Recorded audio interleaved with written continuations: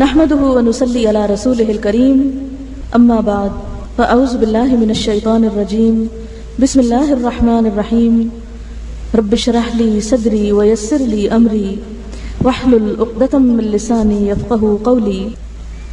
سب سے پہلے ان طالبات کو، ان خواتین کو مبارکباد پیش کرتی ہوں جن کی زندگی میں آج یہ لمحہ آیا ہے کہ اللہ سبحانہ و تعالیٰ کا کلام یعنی قرآن مجید انہوں نے مکمل کر لیا ہے۔ اس کے ساتھ ہی ان کی استاد کو بھی مبارکباد پیش کرتی ہوں اور اللہ تعالیٰ سے دعا کرتی ہوں کہ اللہ تعالیٰ ان کی کوششوں کو کامیاب فرمائے اور اس میں برکت پیدا کرے۔ حقیقت یہ ہے کہ قرآن پاک وہ نعمت ہے کہ جس کے مقابل اور کوئی چیز نہیں۔ اللہ سبحانہ و تعالیٰ فرماتے ہیں قُلْ بِفَضْلِ اللَّهِ وَبِرَحْمَتِهِ فَبِذَلِكَ فَلْيَفْرَحُوا هُوَ خَيْرٌ مِّمَّا يَجْمَعُونَ۔ کہہ دیجئے کہ اللہ تعالیٰ کے فضل اور اس کی رحمت کے ساتھ انہیں چاہیے کہ خوش ہو جائیں، یعنی اس نعمت کے ملنے پر خوش ہو جائیں۔ اللہ سبحانہ وتعالیٰ فرماتے ہیں ان ھذا القرآن یہدی للتی ہی اقوم۔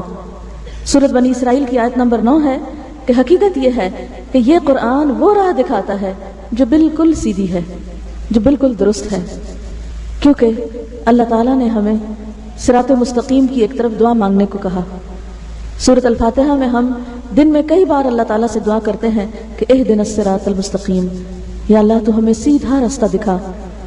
تو اللہ سبحانہ وتعالیٰ اس قرآن کی شکل میں ہمیں سیدھا رستہ عطا فرماتے ہیں، اور کیا فرماتے ہیں ان ھذا القرآن یہدی للتی ہی اقوم۔ سیدھا رستہ چاہیے تو اس قرآن کو مضبوط پکڑ لو۔ اسی لیے اس سے پیچھے والی آیت آپ دیکھیں کہ واعتصموا بحبل اللہ جمیعا ولا تفرقوا، اور سب مل کر اللہ کی رسی کو مضبوط پکڑ لو اور تفرقے میں نہ پڑو۔ گویا سیدھے رستے کے لیے کیا ضروری ہے؟ اس قرآن کو مضبوطی سے پکڑ لیا جائے، اور مضبوطی سے پکڑنے کا مطلب صرف اتنا ہی نہیں کہ اس کو نیچے نہ گرنے دیا جائے، اس کا مطلب یہ بھی ہے کہ اس کو صرف بند کر کے نہ رکھ چھوڑا جائے بلکہ اس کو پڑھا جائے، اور صرف پڑھا ہی نہ جائے بلکہ اس کو سمجھا جائے، صرف سمجھ کے ہی نہ رکھ چھوڑا جائے، اس پر عمل کیا جائے، اور صرف خود ہی نہ عمل کر کے اپنے لیے جنت نہ کمائی جائے، اس کو آگے پہنچایا جائے، آگے پھیلایا جائے، دوسروں تک پہنچایا جائے۔ جیسا کہ اس آیت میں آپ دیکھ رہے ہیں فَذَكِّرْ بِالْقُرْآنِ مَن يَخَافُ وَعِيدِ، بس تم اس قرآن کے ذریعے ہر اس شخص کو نصیحت کرو جو میری تنبیہ سے ڈرتا ہو، یعنی جس کے دل میں بھی خدا کا خوف ہے، جس کے اندر بھی آخرت کا خوف ہے، جس کو بھی یہ احساس ہے کہ اس نے پلٹ کر واپس جانا ہے، تو اس کے لیے کیا ہے کہ اس کو اس قرآن کے ذریعے نصیحت کرو۔ آپ دیکھیں نصیحت کا مطلب کیا ہوتا ہے؟ خیر خواہی۔ تذکیر کا کیا مطلب ہوتا ہے؟ یاد دہانی۔ ہر انسان جو دوسرے کی خیر خواہی چاہتا ہے، دوسرے کی بھلائی چاہتا ہے، وہ اس کو ضرور اچھی نصیحت کرتا ہے۔ ایک مسلمان کا دوسرے مسلمان پر کیا حق ہے کہ اس کی خیر خواہی کی جائے؟ جیسا کہ ایک حدیث میں آتا ہے الدین النصیحہ، دین نصیحت کا نام ہے۔ نصیحت کیا؟ خیر خواہی کا نام ہے۔ آپ سے جب پوچھا گیا کہ کس کی خیر خواہی، تو آپ نے اللہ کی خیر خواہی، اس کی کتاب، اس کے رسول، اور پھر عامت المسلمین اور ان کے ائمہ کی خیر خواہی۔ تو عامت المسلمین جو ہیں ان کی خیر خواہی کس چیز میں ہے؟ کہ انہیں یاد دہانی کرائی جائے۔ الحمدللہ ہم سب مسلمان ہیں، مسلمان گھرانوں میں پیدا ہوئے ہیں، ہم سب کے دل میں خدا رسول کی محبت ہے، لیکن ہم بھول جاتے ہیں کہ اللہ تعالیٰ ہم سے کیا چاہتے ہیں، اللہ کے رسول صلی اللہ علیہ وسلم نے ہمارے لیے کیا طریقے پسند کیے ہیں، آخرت میں ہمارا حساب کس چیز کا ہوگا، ہماری دنیا اور آخرت کی کامیابی کا انحصار کس چیز پر ہے۔ اس کے لیے ہمیں بار بار قرآن کی طرف رجوع کرنا پڑتا ہے، اور اسی کے لیے لفظ تذکیر استعمال ہوتا ہے، فذکر یعنی یاد دہانی کراؤ۔ ہم بھول جاتے ہیں، یعنی قرآن پاک صرف ایک دفعہ پڑھ لینے کی چیز نہیں۔ عام طور پر کیا ہوتا ہے جب بچے ناظرہ پڑھتے ہیں کہتے ہیں ختم کر لیا، ختم کر کے بند کیا اور رکھ دیا، اور پھر جو دنیا کی پڑھائیوں میں لگے بھول گئے۔ نہیں، اس طرح پڑھنا بھی، اور دوسری طرف خاص طور پر بار بار اس کتاب کے مطابق اپنے عمل کا جائزہ لینا جو ہے وہ بے حد ضروری ہے۔ اس لیے آج کی اس مجلس کے حوالے سے میں نے چند آیات جو سلیکٹ کی ہیں وہ سورۃ فاطر کی آیات ہیں۔ ان الذین یتلون کتاب اللہ وَأَقَامُوا الصَّلَاةَ وَأَنفَقُوا مِمَّا رَزَقْنَاهُمْ سِرًّا وَعَلَانِيَةً يَرْجُونَ تِجَارَةً لَن تَبُورَ۔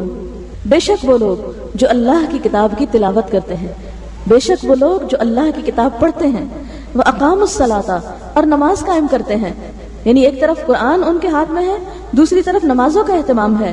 وَأَنفَقُوا مِمَّا رَزَقْنَاهُمْ سِرًّا وَعَلَانِيَةً اور اس میں سے جو ہم نے انہیں رزق عطا کیا ہے پوشیدہ اور کھلے خرچ کرتے ہیں، یعنی اللہ کی راہ میں اپنا مال لگاتے ہیں۔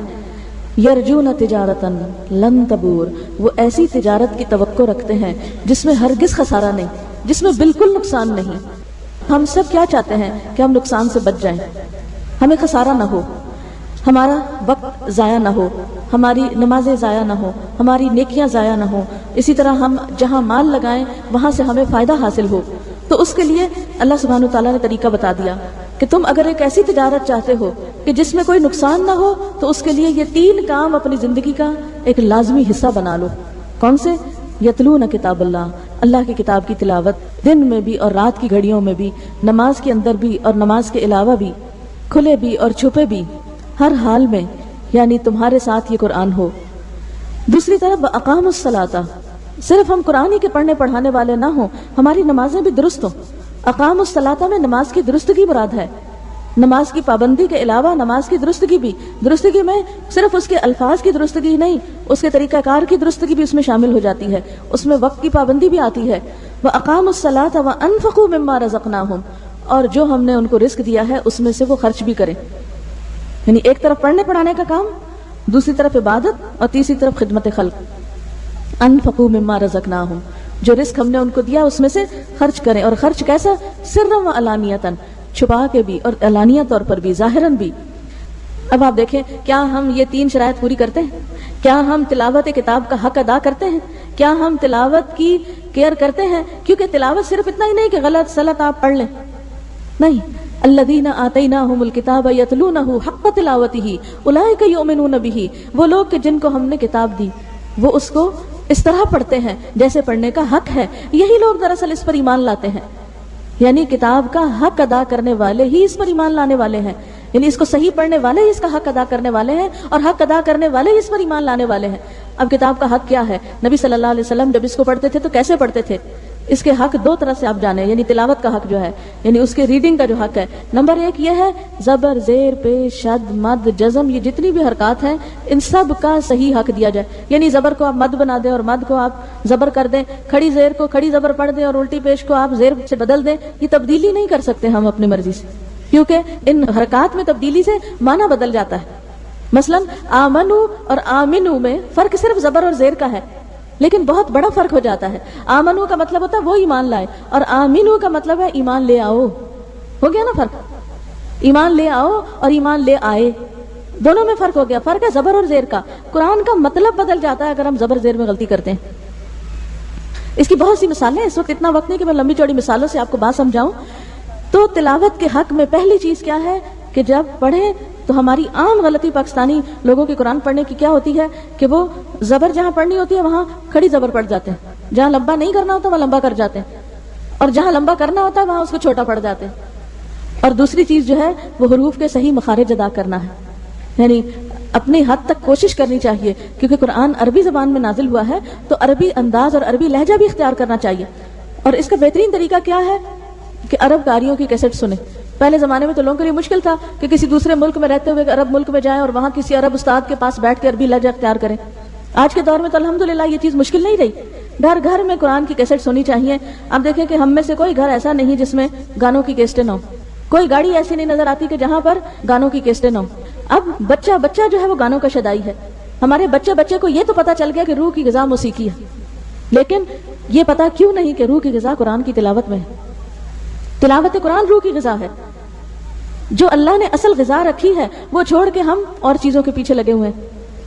تو ہمیں اپنے بچوں کو، اپنے گھر والوں کو متبادل دینا ہے، آلٹرنیٹ دینا ہے. جو موسیقی روح کی غذا بنائی ہوئی ہے اس کے بدلے میں دوسری کیسٹوں سے ریپلیس کرنا ہے. قرآن پاک کی خوبصورت قراءات جو ہیں ان کا ذوق پیدا کریں اپنے گھروں کے اندر، اپنے بچوں کے اندر. جہاں وہ اپنا لگاتے ہیں وہاں آپ صبح فجر کے وقت ان کے اٹھنے سے پہلے قرآن پاک کی تلاوت گھر میں لگائیں. اس طرح پورے گھر میں تلاوت گونجے کہ ساروں کے کان میں پڑ جائے. یہ ماں ہی کرتی ہے نا، ماں نہیں کرے گی تو کون کرے گا؟ یہ ماں کی ذمہ داری ہے کہ خوبصورت تلاوت سے گھر کو روشن کریں. اگر خود نہیں بھی پڑھنا آتا تو سنیں. اگر ہم گرمیوں میں 1 سوٹ کم خریدیں تو 1 پورا قرآن کا سیٹ ہم خرید سکتے ہیں. کوئی بات نہیں، 2-3 جوڑوں میں بھی گزارا ہو سکتا ہے. میں قدرت اللہ شہاب کی ایک کہانی پڑھ رہی تھی، ماں جی، تو اس میں انہوں نے اپنی ماں کا لکھا ہوا تھا کہ ان کے پاس زندگی میں صرف 3 جوڑے ہوتے تھے. 1 جوڑا وہ پہنتی تھی، 1 دھو کے تکیے کے نیچے رکھ دیتی تھی کہ استری ہو جائے، تیسرا جو ہوتا تھا وہ دھونے کے لیے تیار ہوتا تھا، میلا جو اتارا وہ ہوتا تھا. اور اگر کبھی چوتھا ان کا اضافہ ہو جاتا تو وہ اس میں سے پھر 1 کسی کو صدقہ کر دیتی تھی، کسی اور کو دے ڈالتی تھی.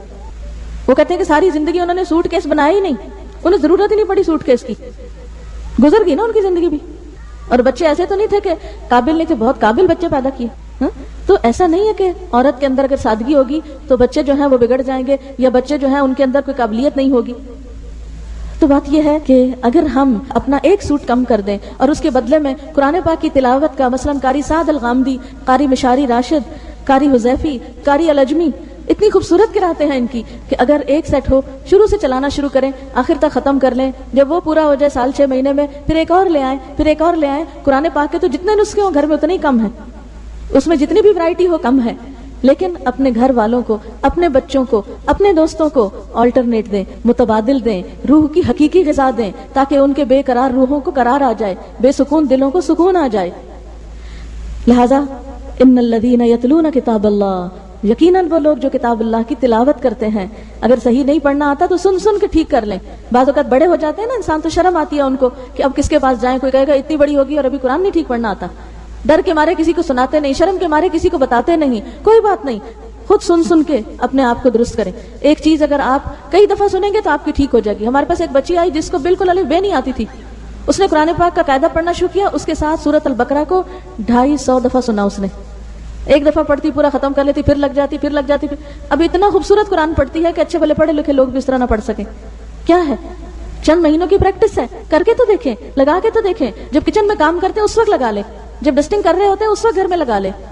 دن میں کتنے گھنٹے ایسے ہوتے ہیں جب مائیں اکیلی گھر میں کام کر رہی ہوتی ہیں، کوئی بوریت بھی نہیں ہوگی، شیطان بھی پاس نہیں پھٹکے گا، گھر میں رحمت اور برکت بھی ہوگی، اور قرآن کی اصلاح بھی ہوگی. آپ کو جو غلط پڑھنا ہے وہ صحیح بھی ہو جائے گا. ایک استاد آپ کو گھر کے اندر مل جائے گا. ایک بچہ کیسے بولنا سیکھتا ہے؟ سن سن کے بولنا سیکھتا ہے. قرآن کو بھی خوب سنیے، اتنا سنیے کہ دلوں کے اندر اتر جائے. کیونکہ وہ دل جس کے اندر قرآن نہیں، اجڑے ہوئے گھر کی طرح ہے، ویران گھر ہے، ڈپریشن کا مارا ہے، بے سکون دل ہے.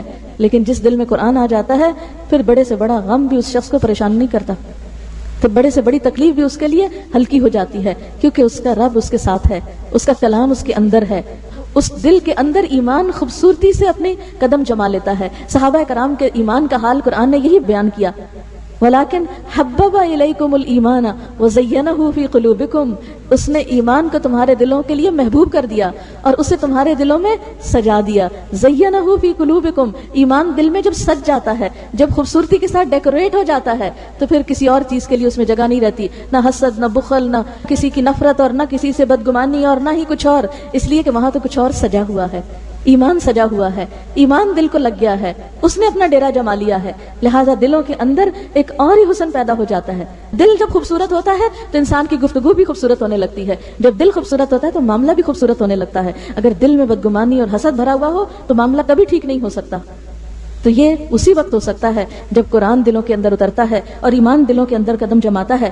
تو ان الذین یتلون کتاب اللہ واقاموا الصلاۃ، اقاموا الصلاۃ میں بھی آپ دیکھیں کہ نبی صلی اللہ علیہ وسلم صرف 5 نمازیں نہیں پڑھتے تھے.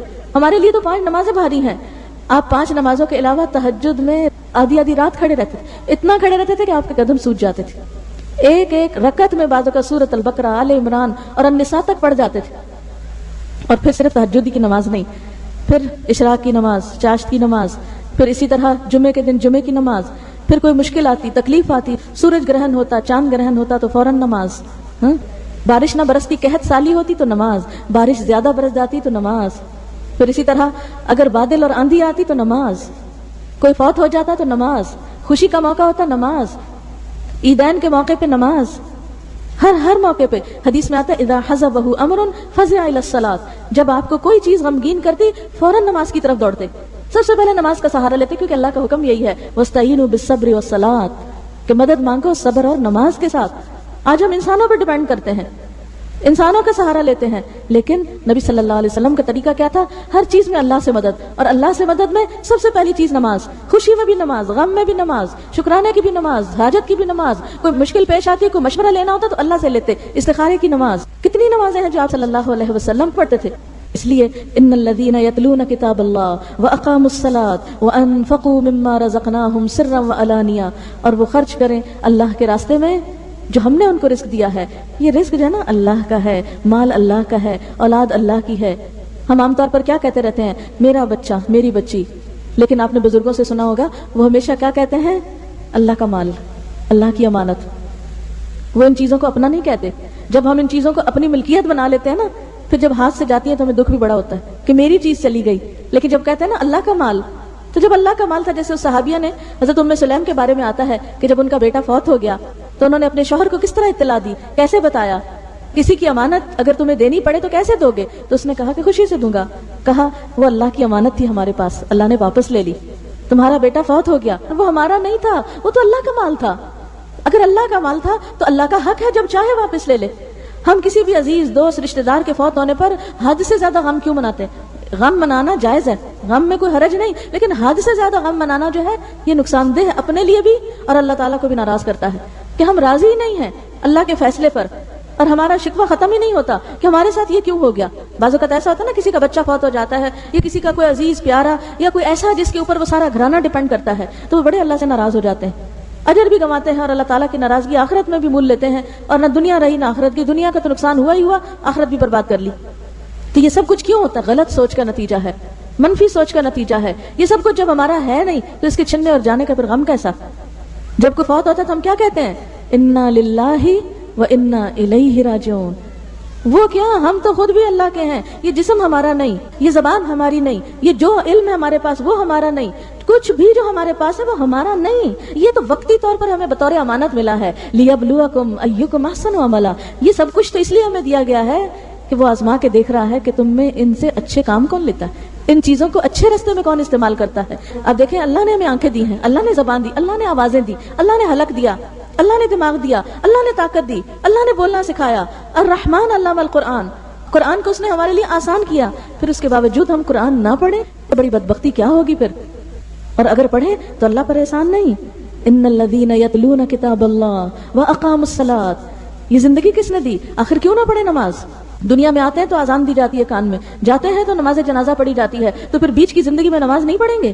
کیا جواب دیں گے؟ سب سے پہلا سوال تو نماز ہی کا ہوگا، سب سے پہلی پوچھ تو اسی کے بارے میں ہوگی. آخر کیا مشکل ہے ہمارے اندر؟ کیوں نہیں دل چاہتا؟ یہ دل سخت ہو گیا نا، دل سخت ہو گیا. اور دل کی سختی بدقسمتی کی علامت ہوتی ہے، انسان کی بدبختی ہوتی ہے. رو کر اللہ سے دعا مانگنی چاہیے اگر نماز کو دل نہ چاہے، اگر نماز کی طرف رجوع کرنے کو دل نہ مانے. نبی صلی اللہ علیہ وسلم نے تو اس کو آنکھوں کی ٹھنڈک قرار دیا تھا، پر لطف چیز قرار دیا تھا. اور اگر آپ واقعی جانیں تو اس میں انجوائے کرنے کی بہت سی چیزیں ہیں نماز کے اندر. دنیا کے کام کاج سے انسان تھک جاتا ہے، وضو کر کے تازہ دم ہو جاتا ہے، صاف ستھرا ہو جاتا ہے، پھر اللہ کے سامنے جھک کر ساری تھکاوٹ دور ہو جاتی ہے. پھر دل پہ جو بوجھ ہوتے ہیں وہ اترنے لگتے ہیں، جو حاجتیں ہوتی ہیں وہ اللہ سے مانگ کر انسان کو اطمینان حاصل ہونے لگتا ہے. اسی لیے آپ صلی اللہ علیہ وسلم نے کیا فرمایا تھا؟ جعلت قرۃ عینی فی الصلاۃ. میری آنکھوں کی ٹھنڈک نماز میں رکھ دی گئی ہے. اقم الصلاۃ یا بلال ارحنا بہا. حضرت بلال سے فرماتے، بلال نماز قائم کرو، یعنی آزان دو اور ہمیں اس سے راحت پہنچاؤ. یہ تو شیطان ہے جو آزان کی آواز سن کے بھاگنے لگتا ہے، اور پھر یہ شیطان کی شاگردی ہے اور شیطان کے پیچھے چلنا ہے کہ آزان کی آواز سے دل گھبرائے اور اپنے لیے ایک مصیبت سمجھی جائے کہ اوہو پھر آزان ہوگی پھر نماز پڑھیں. یہ تو بدقسمتی کی علامت ہے. اب فکر کرنی چاہیے، اگر ہمارے دلوں کی کیفیت یہ ہے کہ دل نماز سے بھاگتے ہیں تو الارم ہے ہمارے لیے کہ ہم نقصان میں جا رہے ہیں. نقصان سے بچتے تو یہ لوگ ہیں. ان الذین یتلون کتاب اللہ واقاموا الصلاۃ وانفقوا مما رزقناهم سرا وعلانیة یرجون تجارۃ لن تبور. یہ ہیں جو تجارت کے امیدوار ہیں جس میں ہرگز خسارہ نہ ہوگا، جس میں کوئی نقصان نہیں، جس میں کوئی پریشانی کی بات نہیں، جس میں کسی بھی قسم کا کوئی بھی انسان کا نقصان نہ ہوگا. جو وقت اس کے پڑھنے میں لگاؤ گے، جو صلاحیت اس میں خرچ کرو گے، جو ٹائم اس میں لگاؤ گے، جو مال اپنا اللہ کے راستے میں لگاؤ گے، اس کے بدلے میں کہیں بھی کوئی نقصان نہ ہوگا. آپ صلی اللہ علیہ وسلم کو سب سے زیادہ جو چیز پسند تھی وہ کسی کو کچھ دینا تھا. کبھی آپ ہدیے کے نام پہ دیتے، کبھی آپ عطیے کے نام پہ دیتے، کبھی آپ ہبہ کے نام پہ دیتے، کبھی آپ صدقے کے نام پہ دیتے، کبھی آپ زکوٰۃ کے نام پہ دیتے. ہر موقع پر آپ دینے ہی والے تھے. آپ نے فرمایا کہ دینے والا ہاتھ لینے والے ہاتھ سے بہتر ہے، اوپر والا ہاتھ نیچے والے ہاتھ سے بہتر ہے. یعنی لینے والا جو ہے اس کے مقابلے میں دینے والا جو ہے اس کی زیادہ فضیلت ہے. اب یہ آپ دیکھیے کہ آپ صلی اللہ علیہ وسلم کی زندگی میں کچھ بھی جب ان کے پاس آتا تھا تو وہ ہمیشہ اپنی ذات پر دوسروں کو ترجیح دیتے تھے. اور بعض اوقات اگر کسی سے کوئی چیز خریدتے تھے، یعنی لینا دینا صرف یہی نہیں ہوتا کہ کوئی شادی بیاہ ہو تو آپ کسی کے ساتھ کوئی لینا دینا کر لیں، اس کو تحفہ تحائف دے دیں، یا کوئی حج کر کے آیا ہے تو اس طرح لینا دینا کر لیں جسے ہم نے عام طور پر لینے دینے کا مطلب سمجھا ہوا ہے. نہیں، جہاں بھی جس کی جو ضرورت ہو، کوئی اپنا ہو یا پرایا ہو، جو انسان کے بس میں، استطاعت میں اور توفیق میں ہو، خواہ وہ کسی کو کھانا کھلانا ہو، یا کسی کو کپڑا پہنانا ہو، یا کسی کی تعلیم کا بندوبست ہو، یا فی سبیل اللہ کوئی کام ہو، اللہ کے دین کی تبلیغ کے لیے ہو، کوئی بھی چیز جو ہو وہ سب اس میں شامل ہو جاتی ہے۔ اسی لیے ہم دیکھتے ہیں کہ آپ صلی اللہ علیہ وسلم مختلف مواقع پر مختلف طریقوں سے خرچ کرتے تھے۔ مثلا سب سے زیادہ آپ کی بخشش جو تھی وہ لونڈی غلاموں پر تھی، یعنی جو سب سے زیادہ غریب اور فقیر قسم کے لوگ تھے، جو سب سے زیادہ محتاج لوگ تھے، ان کا آپ بہت زیادہ خیال رکھا کرتے تھے۔ پھر اسی طرح ہم دیکھتے ہیں کہ آپ صلی اللہ علیہ وسلم جب کسی سے کوئی چیز خریدتے تھے تو اس کو جو بدلے میں قیمت دیتے تھے وہ اس کے حق سے زیادہ دیتے تھے۔ ہمارا حال کیا ہوتا ہے؟ ہم کم کرا کے اور اس میں بھی خاص طور پر کہاں زیادہ کم کراتے ہیں؟ جو غریب لوگ ہوتے ہیں، جو ریڑھی ٹھیلے والے ہوتے ہیں، انہی سے ہی کم کراتے ہیں۔ اگر کسی بڑی سے بڑے سٹور یا دکان میں چلیں گے تو وہاں تو پھر ہم شرما جاتے ہیں کہ وہ کہیں گے اتنے بڑی دکان پہ آئی اور یہ پیسے کم کرا رہی ہیں۔ وہاں تو ہم اپنی شان اور آن کے خلاف سمجھتے ہیں اس بات کو، وہاں تو فخریہ طور پر بھی زیادہ قیمت دے دیتے ہیں۔ لیکن بچت کہاں کرتے ہیں؟ جمعہ بازار میں، کہ جو بیچارے پہلے ہی غریب ہیں، جن کے پاس پہلے ہی کچھ نہیں ہے، جنہوں نے ساری دیہاڑی میں کوئی 100-200 ہی کمانا ہے، کبھی کسی رکشے پہ بیٹھے یا کسی ٹیکسی پہ بیٹھے تو اس کے ساتھ بہت زیادہ بھاؤ تاؤ کرتے ہیں۔ اب ایک ٹیکسی چلانے والا سارے دن میں زیادہ زیادہ کیا کما لے گا؟ اس وقت ہمیں اس کا میٹر چلتا دیکھ کے بڑی پریشانی ہوتی ہے کہ ہمارے پیسے زیادہ لگ رہے ہیں، حالانکہ وہی پیسے ہم کہیں بھی ایسے ہی اتنے پیسے تو بچے لے جائیں اسکول میں کنٹین کے لیے، اس وقت کوئی پریشانی ہمیں نہیں ہوتی، ہم کہتے ہیں ہمارے اپنے ہیں۔ نہیں، اصل بات یہ ہے کہ مومن کا جو مال ہے وہ اس کا اپنا نہیں ہے، وہ اس کے پاس اللہ کی امانت ہے، اور اسے اس جگہ خرچ کرنا ہے جہاں اللہ کی رضا ہے۔ تو اللہ کی رضا کیا ہے؟ کمزور طبقات پہ خرچ کرنے میں۔ نبی صلی اللہ علیہ وسلم خرید و فروخت میں بڑے آسان تھے، اور جیسا کہ آپ صلی اللہ علیہ وسلم نے فرمایا، کیا میں تمہیں نہ بتاؤں اس شخص کے بارے میں کہ جس پر آگ حرام ہے، یا وہ آگ پر حرام ہے، یعنی فائر پروف ہے، اس پہ آگ اثر نہیں کرے گی۔ کل قریب ہین لین سہل، ہر وہ شخص جو قریب ہے، ہر وہ شخص جو قریب ہے، ہین جو عاجزی کرنے والا ہے، لین نرمی کرنے والا ہے، سہل آسان ہے، یعنی جس سے معاملہ کرنا آسان ہے، مشکل نہیں ہے۔ اب اس میں آپ دیکھیں کلو قریب جو لوگوں کی اذیتوں اور تکلیفوں کے باوجود ان کے بیچ میں رہتا ہے۔ ہمارا حال کیا ہوتا ہے؟ ذرا ہمیں کوئی کسی سے اختلاف ہو جائے، ذرا کوئی کسی سے موڈ آف ہو جائے، ذرا کوئی کسی کی بات پسند نہ آئے، کوئی چیز ہماری مرضی کے خلاف جائے تو ہم سب سے پہلے کیا سوچتے ہیں؟ اس سے تو بولنا ہی نہیں، اس سے تو تعلق ہی نہیں قائم رکھنا۔ بعض اوقات لوگ خون کے رشتے تک کاٹ کے رکھ دیتے ہیں چھوٹی چھوٹی باتوں کے اوپر، چھوٹی چھوٹی مرضی کے خلاف کام ہونے پر۔ لیکن آپ نے فرمایا وہ مومن زیادہ بہتر ہے جو لوگوں کی طرف سے پہنچنے والی تکلیفوں کے باوجود ان کے بیچ میں گھل مل کے رہتا ہے، یعنی بات بات پہ وہ موڈ آف کر کے ناراض ہو کے کئی دن ایسا نہیں کہ شکل ہی نہیں دکھاتا۔ نہیں، بعض لوگوں کی عادت ہوتی ہے نا، چھوٹی سی بات ان کی مرضی کے خلاف ہے، بس موڈ آف کر لیا، بول چال چھوڑ دی، جا کے کسی اور کمرے میں بیٹھ گئے، کنارہ کشی کر لی کہ میں تو آج کے بعد اس کے گھر نہیں جاؤں گی۔ یعنی ان کے اندر لوگوں کے قریب آنے کا نہ کوئی شوق ہوتا، نہ ہی ان کو کوئی ڈھنگ آتا، نہ ہی ان کے اندر اخلاق ہوتا ہے۔ تو کلو قریب ہین کہتے ہیں عاجزی والا۔ عاجزی کس طرح؟ جیسے عباد الرحمن کی پہلی صفت بتائی گئی، وعباد الرحمن الذین یمشون علی الارض ہونا، اور رحمان کے بندے تو وہ ہوتے ہیں جو زمین پر عاجزی سے چلتے ہیں، نرمی کے ساتھ چلتے ہیں، پاؤں مار مار کے تکبر کے ساتھ نہیں چلتے۔ تو عاجز مزاج بندہ وہ ہوتا ہے جس کے اندر تکبر نہ ہو، جس کے پاس بہت کچھ بھی ہو مگر وہ اپنے آپ کو بڑی چیز نہ سمجھے۔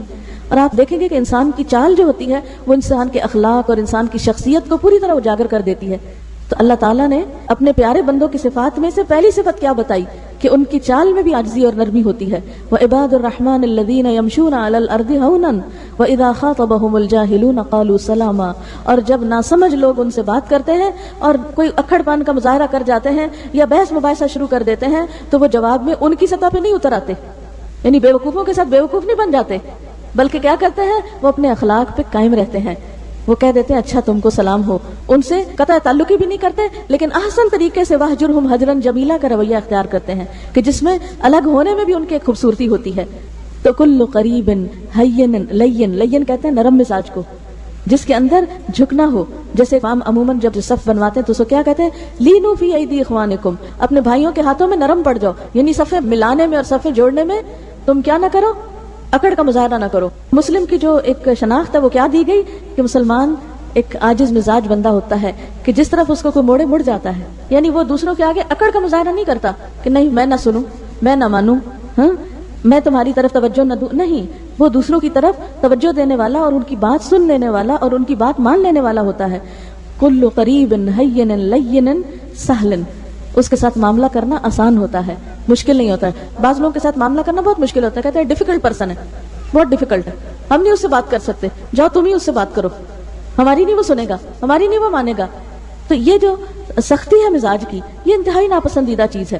آپ دیکھیں کہ قرآن پاک سورۃ بنی اسرائیل میں یہ ایک آیت آتی ہے، اس کا مفہوم یہ ہے کہ بعض اوقات جب کوئی رشتہ دار آپ سے کسی ایسی چیز کا تقاضا کرتے ہیں کہ جو آپ کے بس میں نہیں ہوتی ان کو دینی، مثلا کوئی مال مانگ بیٹھتے ہیں، کوئی قرضہ مانگنے آ جاتے ہیں، فَإِمَّا تُعْرِضَنَّ عَنْهُمْ ابْتِغَاءَ رَبِّكَ فَقُلْ لَهُمْ قَوْلًا مَيْسُورًا، کہ جب تمہیں ان سے اعراض برتنا ہو تو تم کیا کرو کہ ابھی تم اپنے رب کی طرف سے رزق کے امیدوار ہو، ابھی تمہارے پاس اتنا نہیں کہ تم دوسروں کو دے سکو، تو پھر کیا کرو، قُلْ لَهُمْ قَوْلًا مَيْسُورًا، ان کے ساتھ آسان بات کرو، ان کے ساتھ نرمی سے بات کرو. یعنی مثلا آپ کے پاس کوئی حاجت لے کر آیا اور آپ کے بس میں نہیں اس کی حاجت پورا کرنا، تو آپ سختی سے مت جھٹکو. نبی صلی اللہ علیہ وسلم کی بخشش میں کیا آتا تھا کہ وہ کبھی کسی سوالی کے سوال کو رد نہیں کرتے تھے، نو نہیں کہتے تھے. اگر آپ کے اپنے پاس نہیں ہوتا تھا تو کسی سے لے کر دے دیتے تھے. بعض اوقات ایسا بھی ہوتا ہے نا کہ کوئی آیا بھوکا ہے، پیاسا ہے، کوئی ضرورت مند ہے، اور آپ کہتے ہیں کہ ہمارے پاس کچھ ہے ہی نہیں کہ ہم تم کو دیں. تو ایسی صورت میں آپ کا طریقہ کیا ہوتا تھا کہ آپ کسی اور سے سفارش کر دیتے تھے، کسی اور سے دلوا دیا کرتے تھے. پھر اسی طرح بعض اوقات آپ صلی اللہ علیہ وسلم اگر کسی سے قرضہ لیتے تو واپس دیتے وقت اصل سے زیادہ لوٹاتے تھے، احسان کا رویہ اختیار کرتے تھے. اچھا، ہمیں جب کسی کی کوئی چیز لوٹانی پڑے یا واپس کرنی پڑے تو ہم کہتے ہیں کہ ساری نہ ہی جائے، تو زیادہ نہ کہیں چلی جائے. ناپ تول میں کتنا یعنی پیمانہ فرق پھر ہونے لگتا ہے لوگوں کا. آپ کسی دکان سے کچھ خریدنے کے لیے جائیں تو ناپ تول میں لوگ کیسی کیسی خرابی کرتے ہیں. قرآن پاک میں اللہ تعالیٰ نے کیا فرمایا، وَيْلٌ لِّلْمُطَفِّفِينَ الَّذِينَ إِذَا اكْتَالُوا عَلَى النَّاسِ يَسْتَوْفُونَ وَإِذَا كَالُوهُمْ أَوْ وَّزَنُوهُمْ يُخْسِرُونَ أَلَا يَظُنُّ أُولَٰئِكَ أَنَّهُمْ مَبْعُوثُونَ لِيَوْمٍ عَظِيمٍ يَوْمَ يَقُومُ النَّاسُ لِرَبِّ الْعَالَمِينَ. کہ تباہی اور بربادی ہے ڈنڈی مارنے والوں کے لیے. جب وہ لوگوں سے لیتے ہیں تو پورا پورا لیتے ہیں، اپنا حق پورا لیتے ہیں، اور جب ان کو ناپ کے دیتے ہیں یا تول کے دیتے ہیں تو کمی کر کے دیتے ہیں. اللہ تعالیٰ پوچھتے ہیں ایسے لوگوں سے، کیا یہ نہیں سمجھتے کہ یہ ایک دن اٹھائے جائیں گے، اس بڑے دن جب سارے لوگ رب العالمین کے سامنے جا کھڑے ہوں گے، جب انسان کو اپنے کیے کا پھر حساب کتاب دینا ہوگا، اس کے سارے اعمال اللہ رب العزت کے سامنے آ جائیں گے. تو بات یہ ہے کہ انسان جب کسی کے ساتھ لین دین کا معاملہ کرے تو اس میں اس کو فیئر ہونا چاہیے.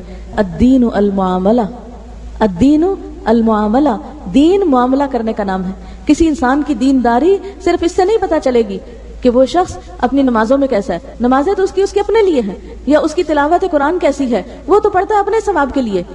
ہاں، یہ جو تیسرا حصہ ہے وَأَنفَقُوا مِمَّا رَزَقْنَاهُمْ سِرًّا وَعَلَانِيَةً، یہ معاملہ کرنے پر مبنی ہے کہ جب کسی کے ساتھ لین دین کا معاملہ کرتا ہے، کسی کی ذات پہ خرچ کرنے کی باری آتی ہے تو اس وقت اس کا رویہ کیا ہوتا ہے. تو سب سے بڑھ کر خوبصورت معاملہ رسول اللہ صلی اللہ علیہ وسلم کا معاملہ ہوتا تھا کہ جب دینے کی باری آتی تو ہمیشہ حق سے زیادہ دیتے، لینے کی باری آتی تو اس میں درگزر سے کام لیتے. اسی لیے ہم دیکھتے ہیں کہ ایک مرتبہ آپ صلی اللہ علیہ وسلم نے حضرت جابر سے ایک اونٹ خریدا. آپ نے جب اونٹ خریدا، وہ اونٹ جو تھا وہ بیچارہ چل چل کے سفروں کا مارا ہوا تھا، بڑا ہی درماندہ تھا. اب کوئی اسے خریدنے والا نہیں تھا. آپ نے دیکھا کہ جابر کو ضرورت ہے تو آپ نے اس سے کہا کہ تم مجھے بیچ دو. آپ نے اس سے اونٹ لے لیا، لیکن ساتھ ہی یہ کہا کہ دیکھو میں اس کی قیمت تمہیں مدینہ پہنچ کے دوں گا. سفر میں معاملہ کیا. جب آپ صلی اللہ علیہ وسلم مدینہ پہنچے تو جابر جو تھے وہ آ گئے. آپ کو محسوس ہو گیا کہ جابر رقم لینے کے لیے آئے ہیں، تو آپ نے جابر کو رقم دی. اور جب جابر اٹھ کے جانے لگے تو کہنے لگے جاتے ہوئے اپنا اونٹ بھی ساتھ لیتے جانا، یعنی قیمت بھی دی اور اونٹ بھی ساتھ واپس کر دیا. اس سے بڑھ کر خوبصورت معاملہ کسی کا ہو سکتا؟ ہم نے کبھی زندگی میں ایک دفعہ ایسا احسان کسی پر کیا ہو؟ ہم اس اخلاق سے واقف ہی نہیں ہیں جو ہمارے پیارے رسول صلی اللہ علیہ وسلم کا تھا. یہی وجہ ہے کہ آج خاندانوں کے اندر، گھرانوں کے اندر، رشتہ داریوں کے اندر، ہمسایوں کے اندر، محلے والوں کے اندر، شہر اور ملک اور ملت اور انسانیت کے اندر وہ محبت اور وہ خیرخواہی کے جذبات ہیں ہی نہیں. اس لیے کہ آپس میں وہ اس طرح کا معاملہ ہی نہیں. ہر ایک کو فکر ہے تو صرف لینے کی، دینے کی نہیں ہے. لیکن یہاں پر اللہ تعالیٰ عقل مند لوگوں کی صفات کیا بتاتے ہیں؟ وَأَنفَقُوا مِمَّا رَزَقْنَاهُمْ سِرًّا وَعَلَانِيَةً يَرْجُونَ تِجَارَةً لَن تَبُورَ.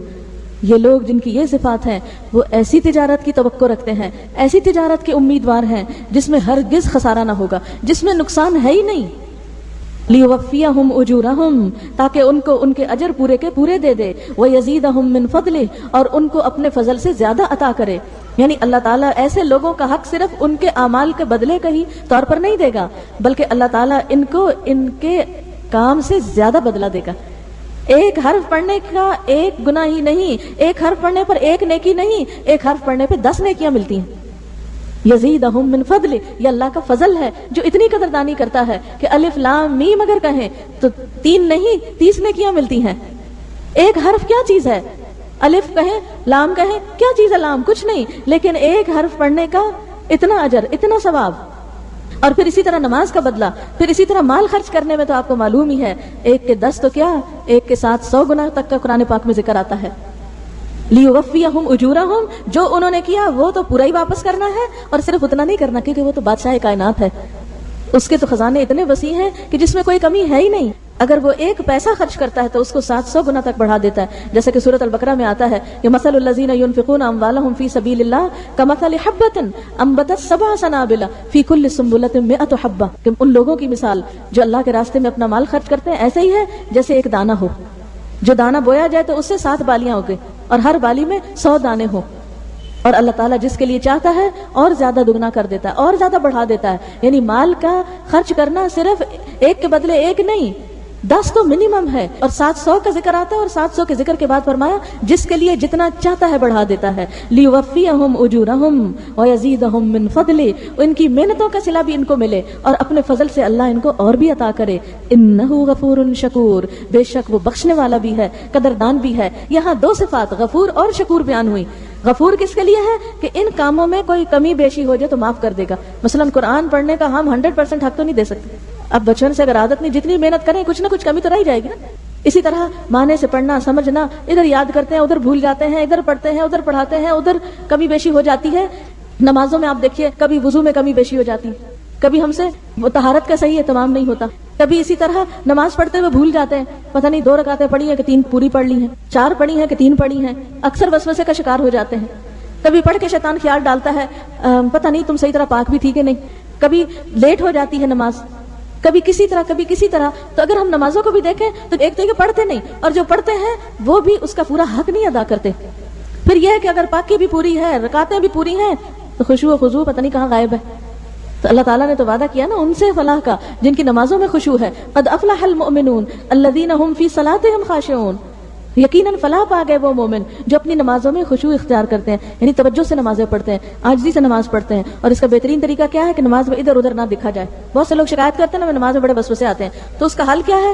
سامنے سجدے کی جگہ پر دیکھا جائے. دوسری بات یہ کہ ہلا جلا نہ جائے نماز میں. تیسری بات یہ ہے کہ اس کا معنی آنا چاہیے. جب مطلب نہیں آتا تو پھر بھی انسان کا دھیان نہیں لگتا. چوتھی بات یہ ہے کہ وقت پہ نماز پڑھی جائے. جب آپ دیر کرتے ہیں نا تو پھر جلد بازی کرتے ہیں کہ ہائے ہائے اور وقت جا رہا ہے جلدی سے نماز پڑھ لوں، یا یہ کہ بہت تھک کے پڑھتے ہیں تو تب یہ حال ہوتا ہے. اول وقت میں نماز پڑھنے کو اسی لیے افضل قرار دیا گیا کہ اس میں انسان کی یکسوئی کا لیول اور اس میں انسان کا خشوع زیادہ ہوتا ہے. اور پھر اسی طرح نماز میں خشوع اس وقت آتا ہے جب ویسے بھی زندگی کے اندر خشوع ہو.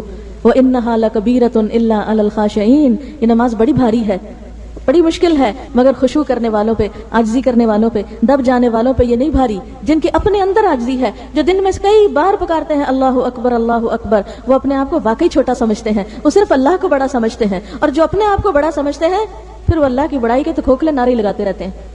تو یہ جس کے اندر عاجزی ہوگی نا، جس کا دل جھکا ہوا ہے، جس کی سوچ کے اندر ایک ہمبلنس ہے، جو دوسروں کو اپنی ذات پہ ترجیح دیتا ہے، تو پھر اس کی نماز میں بھی وہی رنگ آتا ہے، نماز میں بھی ویسا ہی اثر آتا ہے، نماز میں بھی ویسا ہی لطف آتا ہے. کیونکہ نماز کیا ہے؟ ساری زندگی کا آئینہ ہی تو ہے. نماز میں کون سے خیال آتے ہیں؟ نماز میں کیا باتیں یاد آتی ہیں جو ہماری زندگی سے متعلق ہوتی ہیں، جو ہم کرتے رہتے ہیں، جو ہم نے کرنی ہوتی ہیں. تو اگر ہم عام زندگی میں اچھے کام کر رہے ہوں تو پھر یہ کیسے ہو سکتا ہے کہ نماز پہ کھڑے ہو کر ہمیں اچھے خیال نہ آئے، یا یہ ہے کہ پھر نماز میں دل ہی نہ لگے، یا اس میں یکسوئی نہ ہو.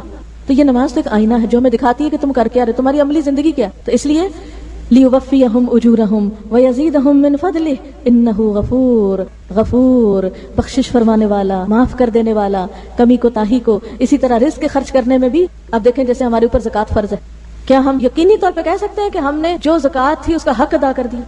دے کے بھی لگتا ہے کہ حق نہیں ادا ہوا، کہیں کوئی کمی نہ رہ گئی ہو، کہیں کوئی بھول نہ ہو گئی ہو، کہیں کوئی ایسی چیز نہ ہو جو میرے علم میں ہی نہ ہو، ابھی پتہ ہی نہ چلی ہو کہ مجھے یہ بھی کرنی چاہیے تھی. تو وہ جو مال خرچ کرنے میں جو فرض درجے کا خرچ کرنا ہے، بعض اوقات اس میں بھی کمی کوتاہی ہو جاتی ہے، بعض اوقات اس کا بھی حساب کتاب پورا نہیں ہو پاتا. اسی طرح مومن کے مال میں صرف زکوٰۃ ہی نہیں ہے، مومن کے مال میں تو زکوٰۃ کے علاوہ بھی حق ہے. وفی اموالہم حق للسائل والمحروم، اور ان کے مالوں میں حق ہے، سوالی کا بھی حق ہے، محروم کا بھی حق ہے. جن کے پاس ہے ان کو بھی دینا، جن کے پاس نہیں ان کو بھی دینا. نبی صلی اللہ علیہ وسلم جب دوسروں کو دیتے تھے تو وہ یہ نہیں دیکھتے تھے کہ کوئی غریب ہو تو اسی کو دوں، وہ امیروں کو بھی دیتے تھے. مثال کے طور پر صفوان بن امیہ کو آپ نے 100 اونٹ دیے، پھر 100 دیے، پھر 100 دیے. ایک شخص آیا، اس نے دیکھا وادی میں آپ کھڑے تھے 2 پہاڑوں کے بیچ میں، اور ساری وادی جانوروں سے بھری ہوئی تھی. اس نے دیکھا کہا آپ کو اتنا مال ملا ہے. آپ نے فرمایا تمہیں اچھا لگا ہے، جاؤ یہ سارا تمہارا ہے. وہ شخص حیران ہو گیا کہ محمد صلی اللہ علیہ وسلم اتنی بخشش کرتے ہیں، اتنا دیتے ہیں. وہ دوڑا ہوا اپنی قوم کے پاس گیا کہ لوگوں اسلام لے آؤ. محمد صلی اللہ علیہ وسلم اتنا دیتے ہیں کہ انہیں پھر دے کر فقر و فاقہ کا خوف نہیں رہتا. ان کو یہ فکر نہیں ہوتی کہ میں فقیر ہو جاؤں گا، میرا کیا بنے گا. عصر کی نماز پڑھائی آپ صلی اللہ علیہ وسلم نے، تیزی سے گھر کی طرف گئے، جلدی سے گئے اور واپس آئے. صحابہ کرام حیران ہو کے دیکھ رہے تھے کہ آپ اتنی جلدی جا کے کیوں آئے ہیں.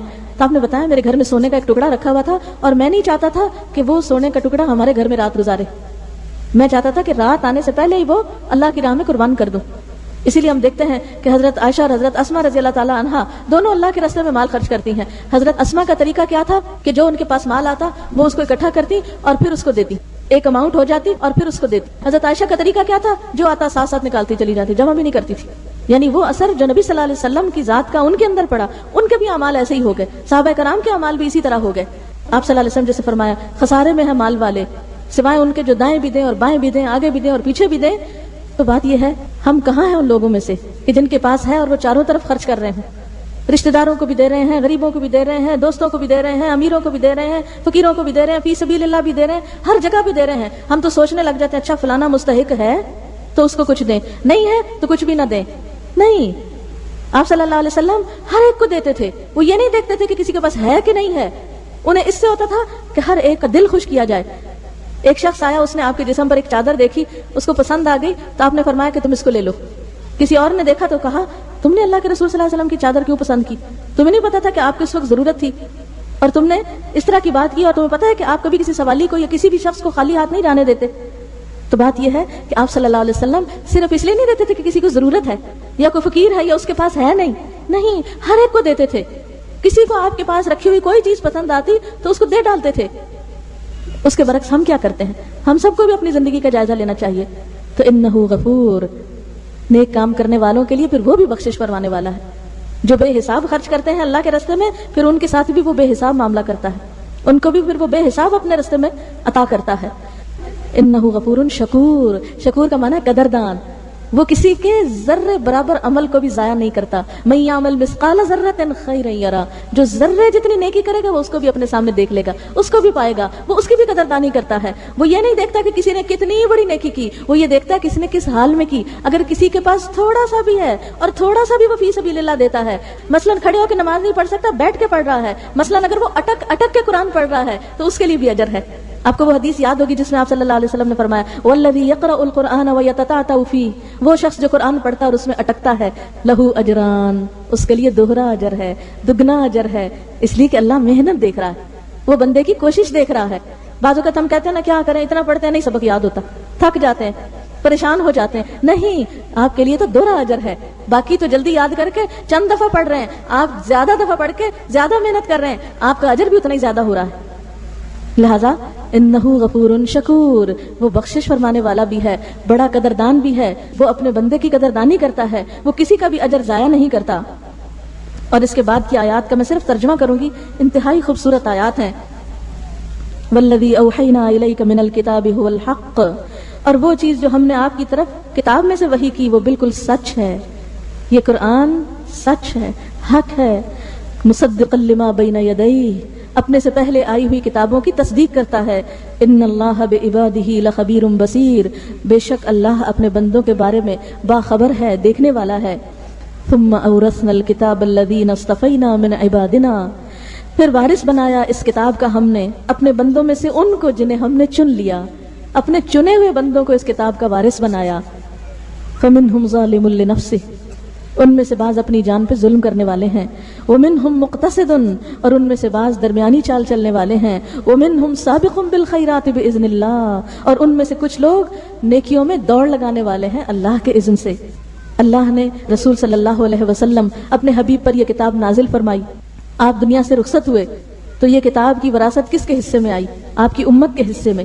آپ کی امت میں کچھ لوگ ایسے ہیں جو اپنے آپ پہ ظلم کرنے والے ہیں، کچھ ایسے ہیں جو درمیانی چال چل رہے ہیں، اور کچھ ایسے ہیں کہ جو مصلحتوں کا شکار نہیں ہوتے.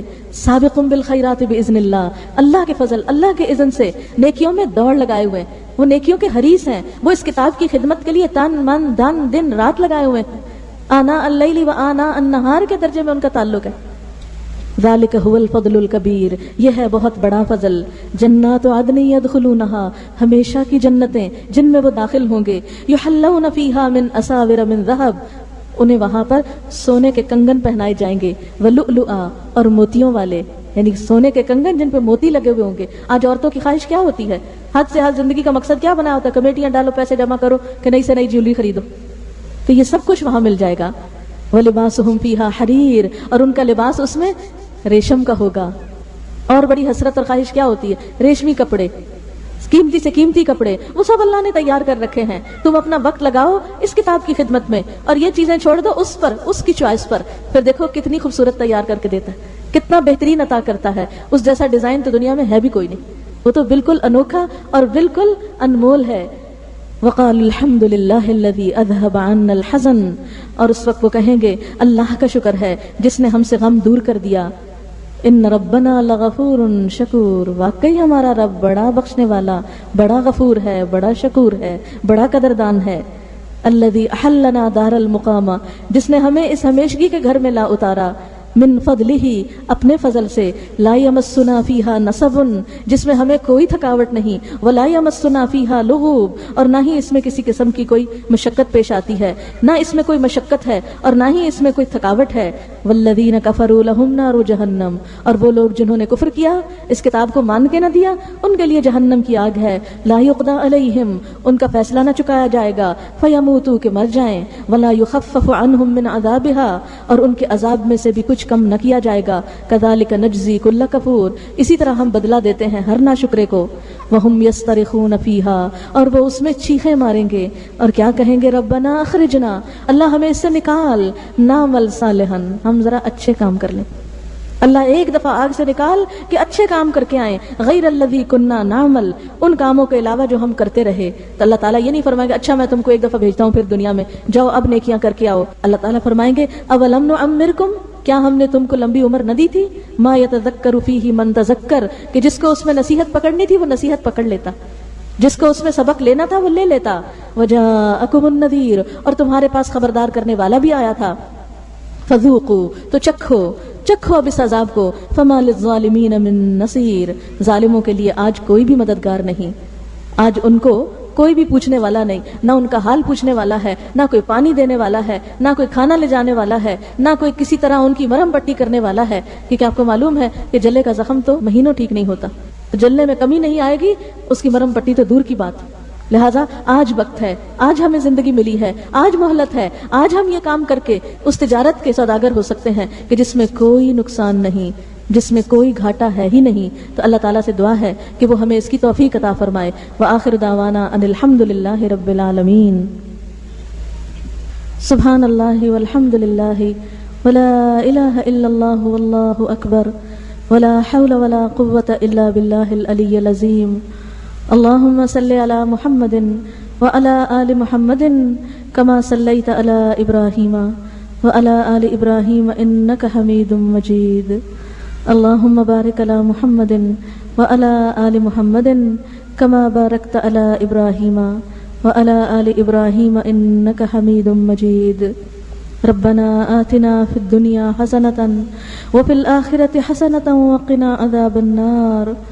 ربنا لا تزغ قلوبنا بعد إذ هديتنا وهب لنا من لدنك رحمة إنك أنت الوهاب. ربنا هب لنا من أزواجنا وذرياتنا قرة أعين واجعلنا للمتقين إماما. يا حي يا قيوم برحمتك نستغيث لا إله إلا أنت سبحانك سبحانك سبحانك إني كنت من الظالمين. لا إله إلا الله أنت الحليم الكريم. سبحان الله رب العرش العظيم والحمد لله رب العالمين. رب نسألك موجبات رحمتك وعزائم مغفرتك والغنيمة من كل بر والسلامة من كل اسم.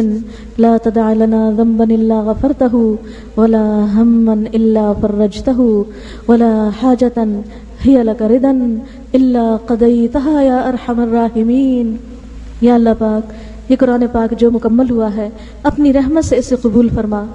جنہوں نے اس کے پڑھانے پر محنت کی ہے ان کی محنت کو قبول فرما. انسان ہونے کے ناطے اگر کوئی بھول چوک ہو گئی ہو تو درگزر فرما. یا اللہ جنہوں نے پڑھا ہے انہیں اس پر عمل کی توفیق عطا فرما، اس پر استقامت نصیب فرما۔ یا اللہ اس قرآن کو ہمارے دلوں کی ٹھنڈک بنا دے، ہمارے سینوں کی بہار بنا دے، ہمارے دلوں کا نور بنا دے۔ یا اللہ تو ہماری آنکھیں، دل اور دماغ اس سے روشن کر دے، ہماری زندگی میں غموں اور تکلیفوں اور پریشانیوں کو دور کرنے کا اور ان کے مداوع کا ذریعہ بنا دے۔ یا اللہ ہمیں قرآن کی برکتوں اور رحمتوں سے مالا مال فرما دے۔ یا اللہ ہماری اولاد کو، ہمارے بچوں کو ہماری آنکھوں کی ٹھنڈک بنا دے۔ اللہ ہمیں سیدھے رستے پر چلا، اپنے پسندیدہ بندوں میں شامل کر لے۔ یا رب العالمین تیرے بندوں تک تیرا یہ پیغام ہم پہنچانے میں ہمارا حصہ بھی لکھ دے۔ یا اللہ یہ ساری مخلوق تیری ہے اور یہ قرآن بھی تیرا ہے۔ یا اللہ ایسے کاموں کی توفیق دے کہ تیرے بندوں تک یہ قرآن پہنچا سکیں۔ یا اللہ سب دکھیوں کے دکھ دور فرما دے۔ یا اللہ جو بے اولاد ہیں انہیں اولاد عطا فرما۔ یا اللہ جن بچیوں کی شادی نہیں ہوئی انہیں اچھے رشتے عطا فرما۔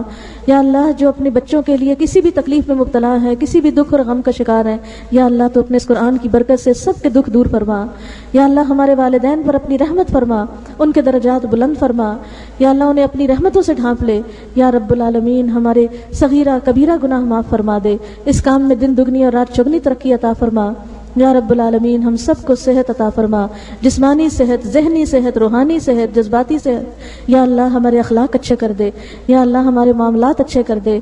یا اللہ ہمیں ایمان پر موت نصیب فرمانا، شہادت کی موت عطا فرمانا۔ یا رب العالمین ہمیں قبر کے عذاب سے بچا لینا، قرآن کو ہماری قبر کا ساتھی بنا دینا۔